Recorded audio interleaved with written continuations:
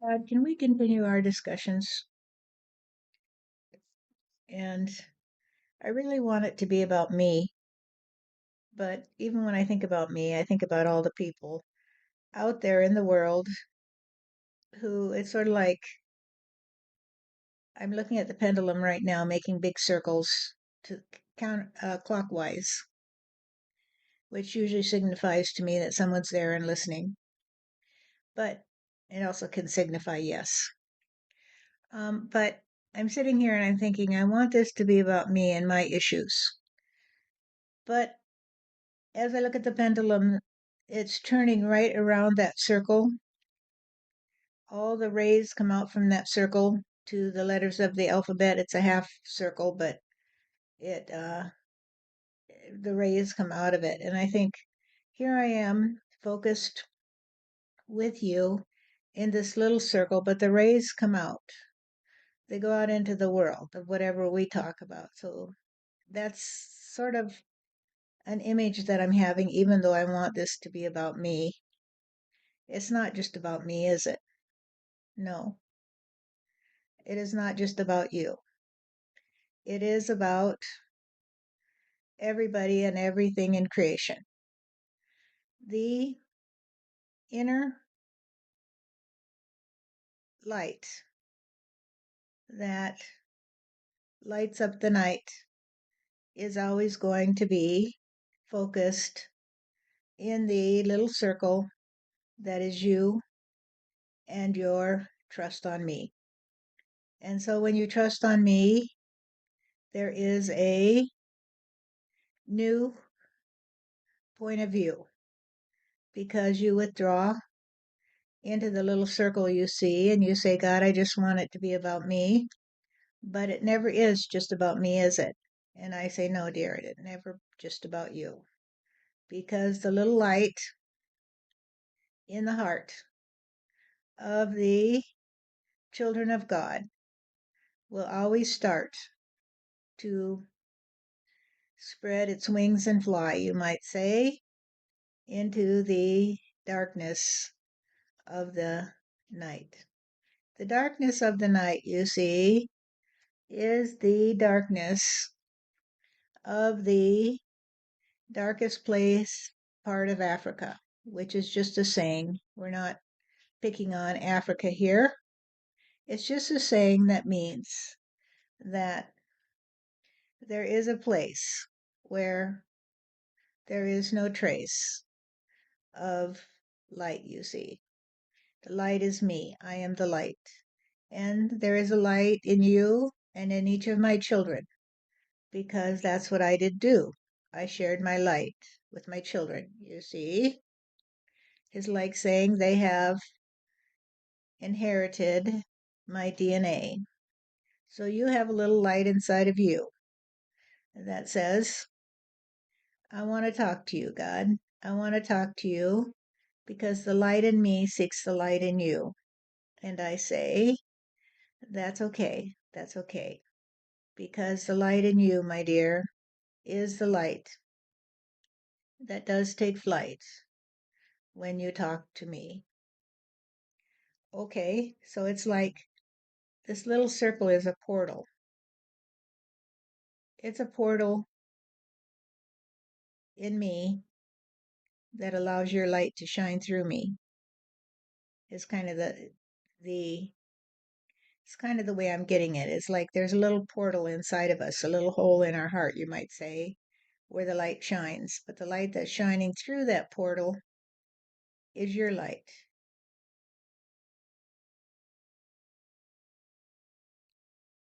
Can you interpret me through the understanding of your reality? What do you mean? In your reality, Stephanie, am I the father who comes to you and helps you decipher the world around you? Yes, you are. then that is all you need to know. All you need to know is that I am your Father, and this is the way it works, you see. Okay, God, well, Jesus, I think Jesus, I don't know if it happened before. You can tell me if it was true before, but in human consciousness, it seems like, and that's my consciousness, of course, because I'm conscious of human history as I know it, that Jesus spoke of the Father, and he introduced the idea of God as a Father. But I don't know if he really introduced the idea of God as a Father, or if that was an old idea that he picked up on, or that, we all individually can pick up on it. Remember who you were in that lifetime with Jesus? Yeah. And what did he say to you when you came to him and said, Jesus, I don't understand why you are the man who is being told to go out and gather all the children of the Father. Do you remember that? No, I don't remember saying that to him. You do remember that you had a life with him when he was Jesus. Yes. Not, I mean, I don't know that I was in the inner circle, but I had a life there. Yes.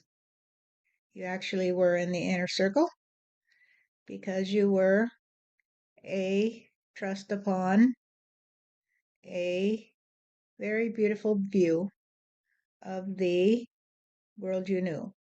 And you raised your son to be a force of nature, you see. You mean John? Yeah. So John was a force of nature because he was so naturally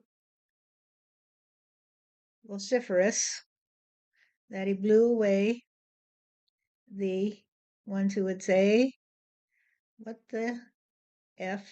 Do you want me to say it? Yes. What the fuck are you doing here telling us that we need to be more respectful to our children, you see? John said that? Yes. The little lambs. Because John was a shepherd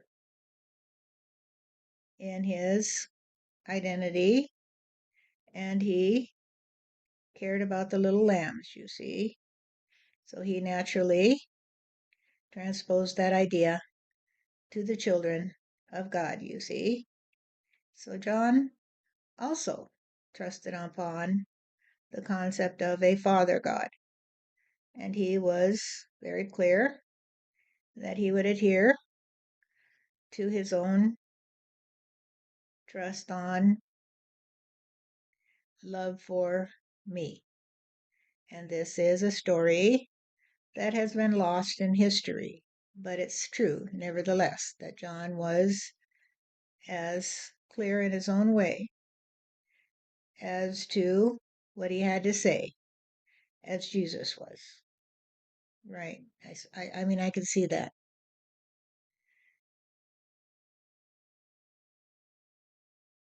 And so, for you, in that lifetime, you were also very clear about what you could hear because you were telepathic in that lifetime too. And you could help people hear what I had to say to them. But they did not adhere to their trust on you. And they did not adhere to their trust on John either. They did not adhere to their trust on anyone until Jesus showed up and said, grow up, people, grow up and stop acting like the wolves that are stalking the little lambs. And that was when they began to pay attention, because you see, Jesus was a very striking figure. He did not look like the rest of humanity in that particular area, except, of course, there were the Roman slaves who had come from the distant lands and had the blue eyes and the light colored hair. And, of course, Jesus could not be the child of a slave, you see, because he had to be raised in a devout family. So, therefore, what was he? He was an anomaly because he looked so different from his brothers and sisters and others in his community. So, when Jesus stood up and said, "Listen to me," he stood a foot taller than everybody else. And John said, "Well, you have the voice they can hear, dear, because they won't listen to me. They think that I'm just a dirty shepherd, you see." And John said to Jesus, "If you would let them see that I am your friend, you see, then maybe they will listen to me." And Jesus said, "Well, I'll do what I can to let them know that you have the voice of reason. And the season is upon us, my dear, when we must show no fear, for I have remembered you from other lifetimes, you see. You are my friend, and we will have to be together in the way we confront the darkness in the human heart, you see. So Jesus did remember John, and John remembered Jesus because they had been together since Nibiru, and they had a lot to do with the trust on helping humanity. But humanity will not be helped unless they turn to me, and they will not turn to me if they can avoid it, you see? And so the ones who turn to me are the ones who can't avoid it. They can't avoid me, you see. And if in their history they learn to live in peace and harmony, they will continue to try to do that, even though they may have lifetimes of sorrow and darkness, you see. It is only because they are trying so hard to understand the darkness in the heart of humanity. And sometimes you have to go into the darkness, deep into the darkness, to understand it, you see.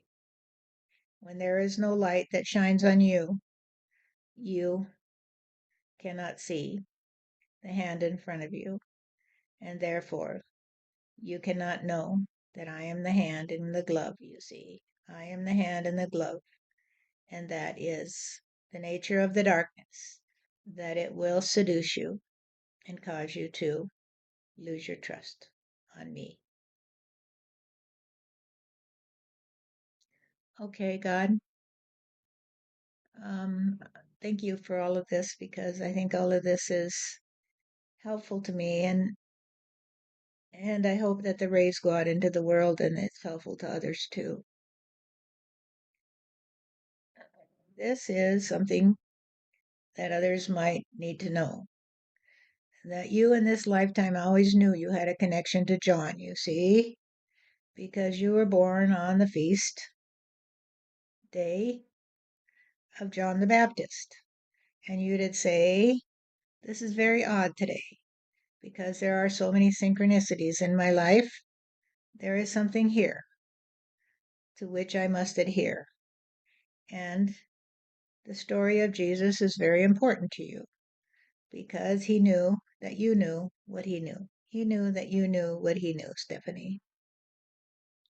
Jesus did in that lifetime? Yes, because you've always been his friend, you see, because you too come from Nibiru.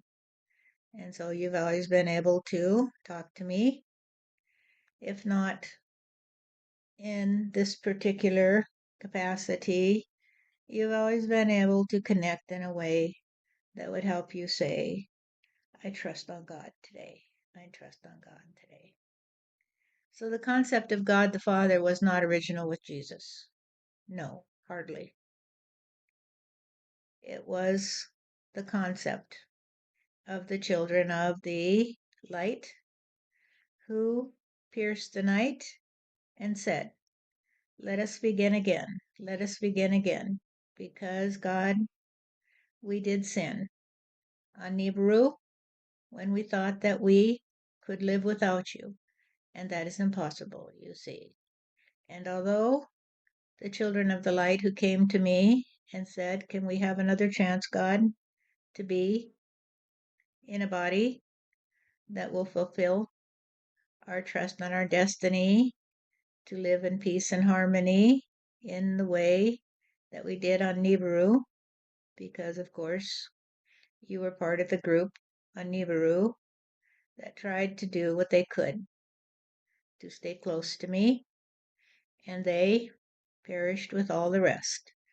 But they were the best of the best in the way that they could stay close to me.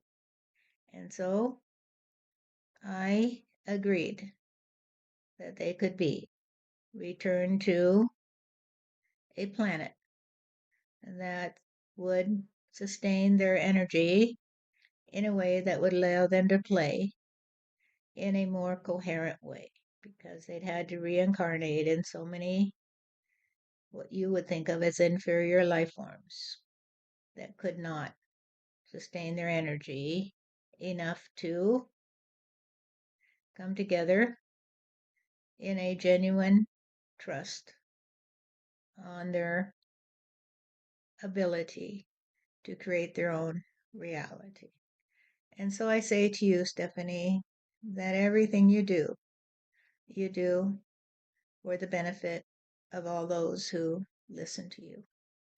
And though they may turn away, that is because today they cannot play in the way that says, God is my Father. And when I have a problem, I go to God, you see, and I say, God, can you help me today? Because I need to let go. I need to let go of the trust on the ego, you see. I need to let it drift away because it is only the karmic ground, you see. It is only the trust on being bound hand and foot by the darkest energy you ever did see.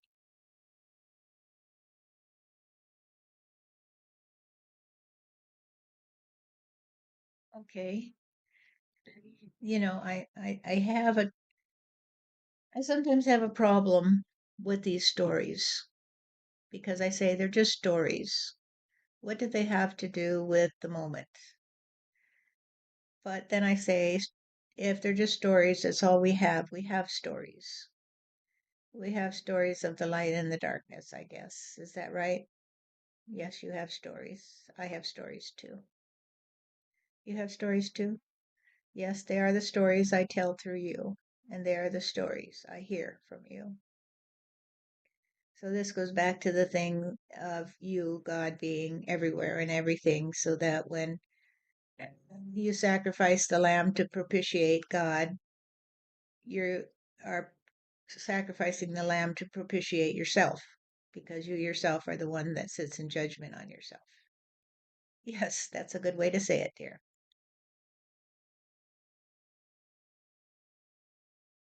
So, okay, can I get to my genuine questions today? Yes, of course.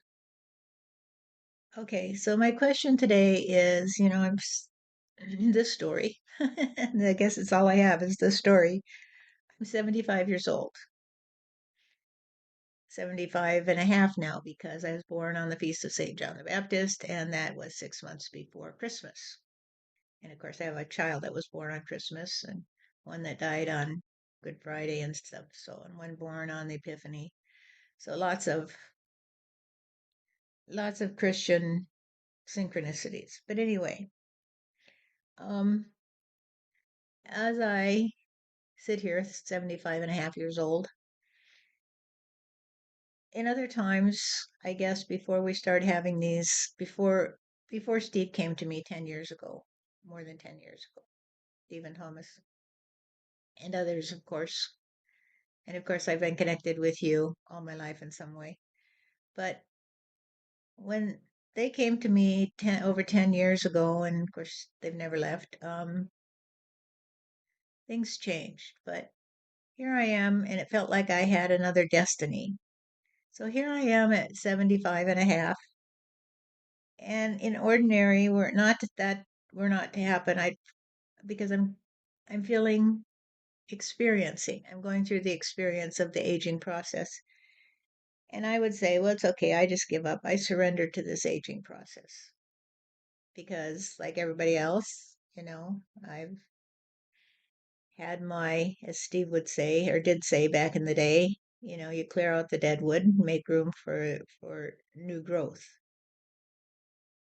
which is true, of course, in every way.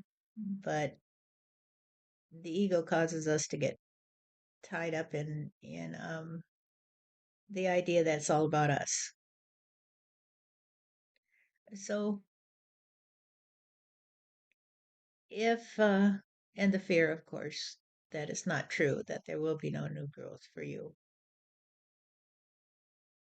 But since Steve came and even talking to you, it's like you keep telling me a different story than the one that I knew, which was that, I get to be 75, 76, I'd be coming to the end of my life. And I just surrender to it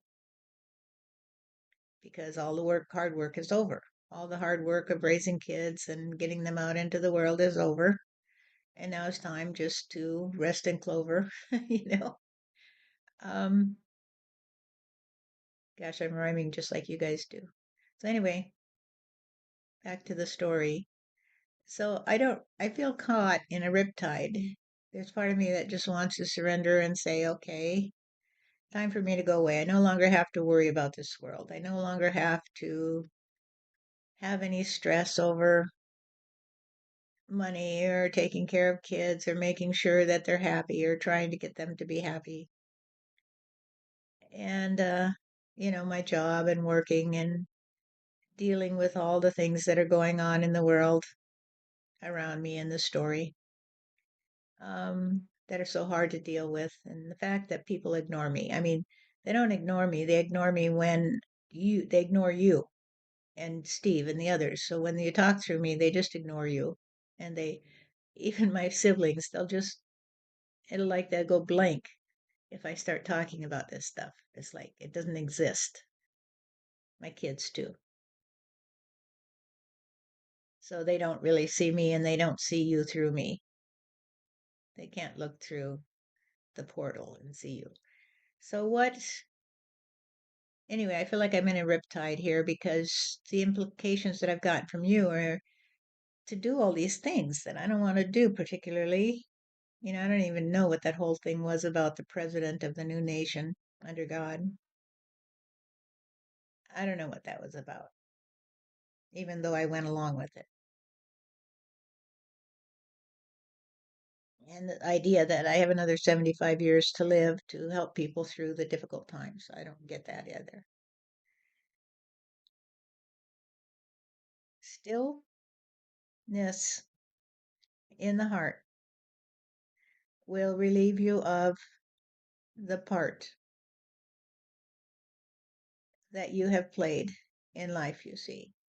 The part you played in life on earth today was to be a woman who had to raise a family mostly by herself and to be the one who would help humanity through various little ways, you see.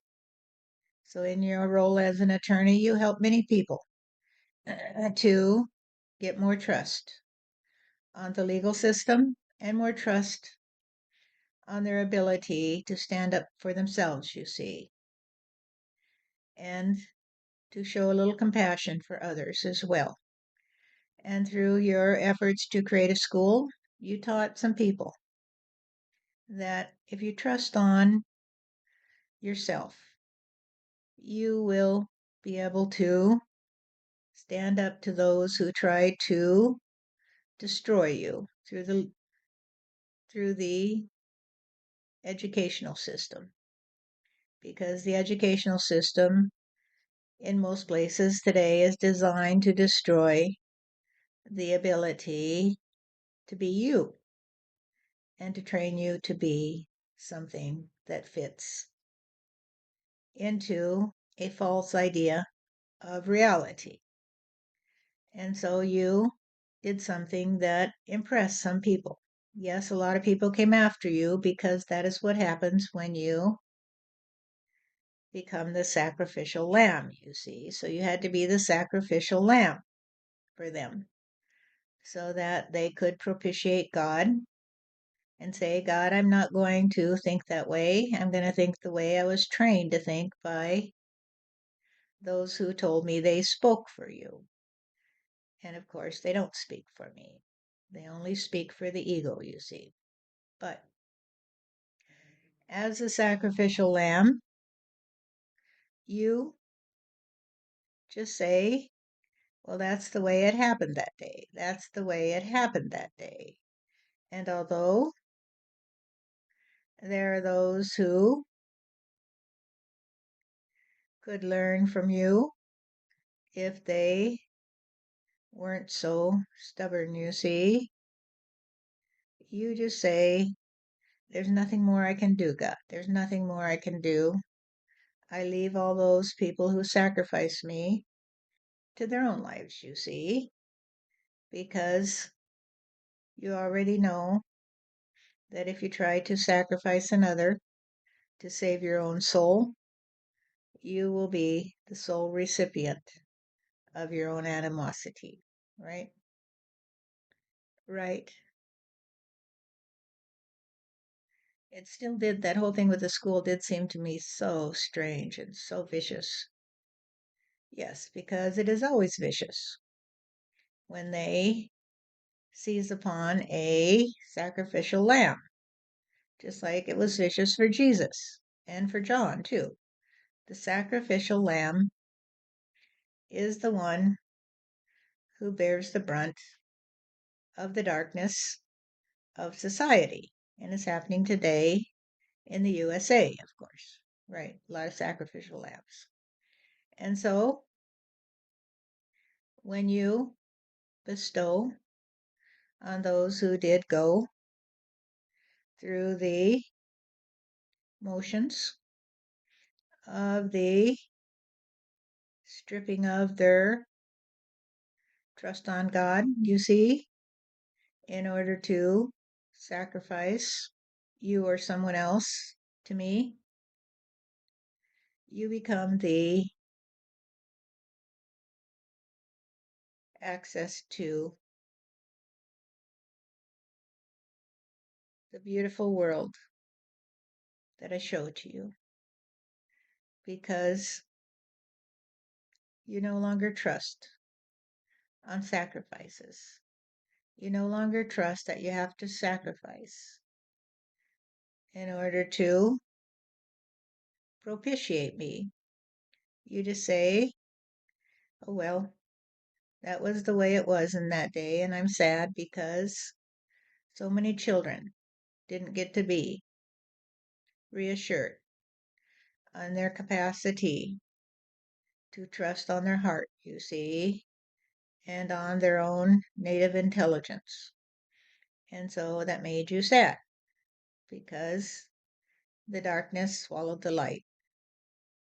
And the darkness swallowed the light the day that Jesus hung from that cross, you see. And the darkness swallowed the light the day they shoved all those Venezuelans on a plane and shipped them off to Seacock. The darkness swallowed the light that day. But when the darkness swallows the light, you see, The light they swallowed comes back to me. And I absorb it and I say, this is the light that you gave to me. Because you see, when you are the sacrificial lamb, the sacrifice is always the sacred access to a trust on me. And so when they sent all those Venezuelans to Seacock, they were trusting on me, you see. They were trusting enough on me enough to say, God will punish me today if I don't send these people away. Because then God will say, you did a good thing, honey. You did a good thing by sending all these men to the torture chamber, you see, where I can torture them through my trust on the devil that runs this torture facility. So they sent them all to the devil, you see, and therefore they are the henchmen of the devil. They are the devil's crew who come after you when you are the one they think they can sacrifice because you have no power, you see, compared to their animosity. And they trust on me enough to say, we have to sacrifice these people today in order to make them go away so they can't remind us that God will punish us for what we do to them. And that is the way they play, which is very arrogant and very stupid, right? It is, it's very stupid. I mean, it's just crazy. You would sacrifice someone in order to not have them look at you and let you know that you're committing a sin by sacrificing them, which is a mistake, right? And so it's very silly. But what it does do, dear, is it helps me see that they trust on me. They trust on me enough to be afraid of me. They are afraid of me. And once they are afraid of me, they have to be punished, you see. And so they'll keep going around on the karmic round because that's the way they do. That's the way they do.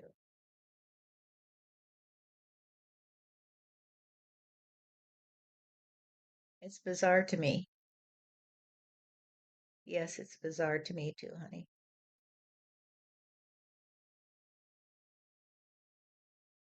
It's totally bizarre to me. Yes, because it cannot be true. It's so bizarre that it cannot be true. They cannot sacrifice you in order to avoid being seen as the ones who sacrificed you. They have to kill you in order to kill all the witnesses, you see. So that's what they did to Jesus. They had to kill the witness to their sins. And so they took away his life, they thought, in order to continue to disregard my trust on them to be the ones who could see that they were nothing at all if they trusted on nothing at all. If you trust on nothing at all, there's nothing to trust on except the hope that one day there will be something that comes out of the darkness, you see, and lights up the world. So they're constantly trying to get a point of view that would say, hey, everything's better today. Everything's better today. They're constantly looking for a way to save themselves, you see. So they're constantly looking for the light that will help them see the monsters in the dark. And they're feeling along the walls looking for the light switch. But moment they turn on the light, they say, well, there's someone looking at me today. I better kill him so that they can not tell others that I was looking for the light switch because I was in the dark, you see. So they kill you, and then they light goes out because you are the light, you see. Okay, it's kind of like they find the light switch and the light bulb comes on and they break the light bulb because they think the light bulb is a witness to them looking for the light. Yes, it's sort of like that. Wow, that's just craziness. It is craziness, dear. And so the crazy ones are the ones that will kill the ones that are not crazy in order to stay crazy, you see. Right. I get that. Like, I didn't watch the movie One Flew Over the Cuckoo's Nest, but the idea that, you know, the ones who are crazy are running the insane asylum, and therefore they have to destroy the ones who are sane, so they throw, so they tell them they're the ones that are crazy, right? They have to destroy the crazy ones according to them, like Jesus, like you, and like many others who have tried to get them to see that there are no monsters under the bed, that all they have to do is turn on the light, but then they have to kill the ones who tell them there are no monsters under the bed, because if the ones who said there's no monsters under the bed said you were wrong, it was just a little fear, then they'll be afraid that that others will hear that they were afraid, you see. And so they have to kill the ones that tell them that it was a fear, that there was a monster under the bed. I get that. And I get that the people in the USA today are trusting on nothing at all. They're just crazy. They're just out and out crazy. Yes, they're out and out crazy. They're completely insane, Stephanie. So they're nothing at all because they trust on nothing. Yes, that's true. They are nothing at all because they trust on nothing. And so you trust on something. You trust on the pendulum moving. You trust on the paper. You trust on the marks on the paper. You trust on the floor. You trust on the tree you see outside your window. You trust on reality. And you don't trust on the story of the darkness and the light. That's hilarious. We have to have stories, but we don't trust on them. Yes, that's true. You will have stories because there will always be a trust on your reality. And in order to trust on your reality, you have to trust on me. And if you trust on me, what you see is the beauty all around you because you say, wow, this is amazing. Who even thought of this stuff? Wow, this is amazing. Whoever thought of a finger? And I say, that is true. And if you love the finger, you won't give it to me in the way that people do when they say, fuck you. So you see the finger and you say, well, that's a very nice finger today. And even if it's their middle finger that they're sticking up at you just look at the finger and say, well, that's very interesting today because you don't trust on good and evil. You don't trust on the idea that the holographic universe is the creation of the devil, you see. How could anything so beautiful be the creation of the devil? But those who trust on the devil have to find the devil somewhere, so they make up stories about the devil, you see, to appease their need to turn away from me. They have to turn to something if they turn away from me, so they create a devil that doesn't exist in your reality or mine in order to turn away from me. So that which is false and that which is true, that which is real and that which is unreal, is that another dichotomy? Another? No, no.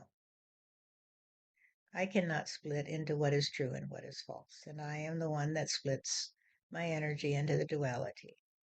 So I cannot be a trust on that which is not. I am a trust on that which is whole, and therefore all those who are holy are those who trust on me, that I cannot be anything that is not real. You see, I must be real. Exactly. It's so simple when you put it that way. Yes, it is so simple and yet so hard. And so the stories you see are the stories of good and evil that those who don't trust on me create for their own purposes, you see. So they trust on the devil, which is not real, because they don't trust on what is real. Because if they trust on what was real, they would trust on me. Then I am the totality of reality. And so they will be insane. And those who trust on me trust on a story of God energy that flows through everything in creation. And therefore, they smile when they take a walk and say, God, I trust on the world today. God, I trust on the flower. I trust on the sunshine. I trust on the clouds above. I trust on my finger. And I'm not going to think that if someone gives me the middle finger, that it means anything at all. It doesn't. It's just a finger. It's just a finger, God. And the finger is you. And therefore, it is real. You see, it's a real finger. But it doesn't mean anything to me if I don't trust on good and evil. You see, it's just a finger. That's why you guys always say fuck and whatever, right? Because it's just a word, right? People who trust on good and evil, as you have noted, say the silliest things. The silliest things. They get all bent out of shape because somebody uses the word retarded. It's just a word, my dear, and for some period of time, it was considered a good word because it helped people understand that people weren't bad just because they were having a difficult time understanding the world in the way other people did. They were just a little slow to pick up the lesson, you see. And so it was a word that was created or at least applied to certain people in order to show compassion for them. But eventually it became a word in the minds of those who trusted on good and evil, so that the whole purpose of it was defeated. The intention to use a word to describe people that were having more difficulty in the classroom, you see, was corrupted by those who could not trust on it. They could not trust on the compassion for their brothers. And so they had to hide their evil by pretending that the word was the problem, and the word was not the problem. It was the darkness inside of them that is the problem. So when people get bent out of shape because someone uses the word retarded, it is because they are trying to hide from the truth. They're trying to hide from the fact that the darkness is not in the word. The darkness is in their trust on evil, you see. Right. They're trusting on something that doesn't exist. So they make this big deal about a word, which is just a word. And they cry and moan and do all these things. And it is funny, isn't it, God? It is funny, dear. It is very humorous. But it also can be very distracting from the truth, you see, because that's their goal. They want to distract from the truth because the truth would be that I am real. And they don't want to trust that I am real because that would mean that if I was real, I would be the sum total of all of creation, you see. And if I'm the sum total of all of creation, where is the devil? And they trust on the devil. So it's just another silly case of trying to destroy yourself by destroying another, you see, right? It is. It's just silly. It can't be if there's something that's unreal, it's not real. So what's the problem? Right. If there's something that's not real, it's not real. So what's the problem? Because real is the trust on reality. And the trust on something that's not real is the trust on nothing, you see, because it's not real. Yeah. I mean, it is, people tie themselves in knots and make so much craziness. But since we're there, help me understand, what am I trusting on in this story here? Because I'm trusting on every day, just doing what I do. And then someone says, well, Steph, you're going to be the president. And I say, no, I'm not. I don't want to be. And they say, yes, you have to be because it's the way it is. And you got to accept reality. And so then I get confused. Pretty sure that you understand that the idea that you will be the president of the new nation under God is the trust that you will be the one who eventually will be seen as the creator of the inspiration for the trust on each other that will cause some to say, let us go away from the darkness today. Let us turn on the light and see there are no monsters under the bed. And that means that we are present together in a new room, you see, and the new room is the new nation under God. And so you will be the president because you will be the one that is always present in their understanding. And you will precede the darkness because you will turn on the light in such a way that the darkness can recede from the world of the new nation under God. So you will be prescient, you see, prescient. Is that what president means? Yes, prescient.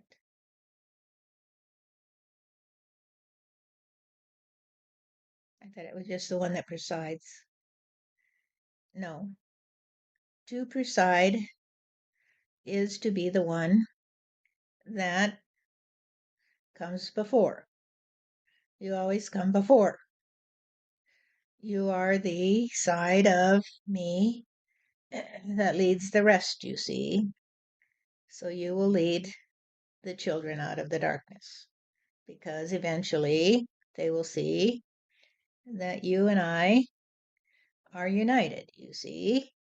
And so there will be a new nation that is united. And it will say, we are the ones who are united with God energy. And we are the ones who will live in peace and harmony on the new earth. The new earth will begin today. And so you are the president of the new earth because you are the one who can see the light in yourself and in me and in everything your hand touches, you see. And so you say, well, this is the way, people. This is the way. And they turn away and they say, that's not the way. My ego tells me to go a different way. And you say, well, then go that way. Follow your ego. Because if you follow your ego, it will lead you back into the darkness, you see, and you won't bother us, the ones who live together in the new nation under God, you see. Okay. So, in the terms of being president, the first president of the USA, I mean, it was a thought in the minds of many, I'm sure. Benjamin Franklin, Thomas Jefferson, but Thomas Jefferson had a lot to do with it. Yes, Thomas did. And so, in a way, he also was the first president of the USA. And therefore, he was the one who led the others that way because he had a lot to say. He had a lot to say about it that influenced the minds of the others, including Benjamin Franklin. Benjamin Franklin was very much impressed by the acuity of the vision of Thomas, you see. Okay. And he did ultimately become a president in the physical sense.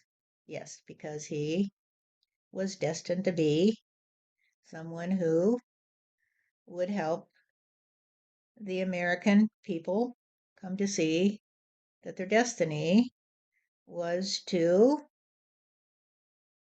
choose to spread their light throughout the continent, you see. And now the light is being extinguished by the Anunnaki because they trust on the darkness, you see. They trust on what is not real. And therefore they will try to steal the light from anyone by killing them, you see. That is the way they'll do it. They would kill you in a minute, Stephanie, in order to preserve their trust on the sacrificial lambs, you see. You would just be a sacrifice, just like Jesus was. I see that. They're the same ones that would sacrifice Jesus. They call themselves Christians, but in fact, they are the Pharisees. Yes, they are. Oh, it's like they don't even know what Christian means. No, they do not. If they are the ones that rely on sacrifices, sacrificing the lambs to propitiate God, then they do not know what Christianity means. And therefore, the word Christianity, which is a word that has a lot of history, is just like the word retarded. It's just a word, but they cover it with their dark energy and change its meaning for all of humanity, you see. Right? They don't change it for me. Yes, they do, because you can't rely on it anymore. You can't say to someone, you are a true Christian, because then it would confuse the issue. Just like you can't say, this child is retarded, because people would turn on you and say, you are the devil today. You are the devil today. Right. Because the light on reality is too bright for them to see. Right. Right. They don't want to see the light on reality because then they would have to admit that they are crazy. Right. I get it. Okay. Thank you, God. I still am not clear, though, about the question I had, which is, that little riptide I'm in, surrendering to old age and, leaving the body, physical body, going on to something else, or the miracle of the body rejuvenating so that I can continue on to help people who might need some help in the coming years. Stay tuned, dear. Stay tuned because you are attuned to the nature of reality, which is that it's always going to be a trust on me and a trust on you. So therefore, I am in you, right? And I have the ability to create miracles, you see. So why would I not miracleize myself, you see? Miracleize, I like that. It is a new word we've coined today. So let's miracleize ourselves and we can be a trust on each other that nobody else can see. They can't see what's in our hearts, you see, unless they trust on me and trust on you to be my emissary into the darkness, you see. If they don't trust on you, they won't trust on the miracleization of the world, you see, because if I miracleize myself through you, the light will have to burst through, just like the rays on the paper in front of you. The light will have to break through to all the letters of the alphabet. Right. Thanks, God. You're welcome, dear.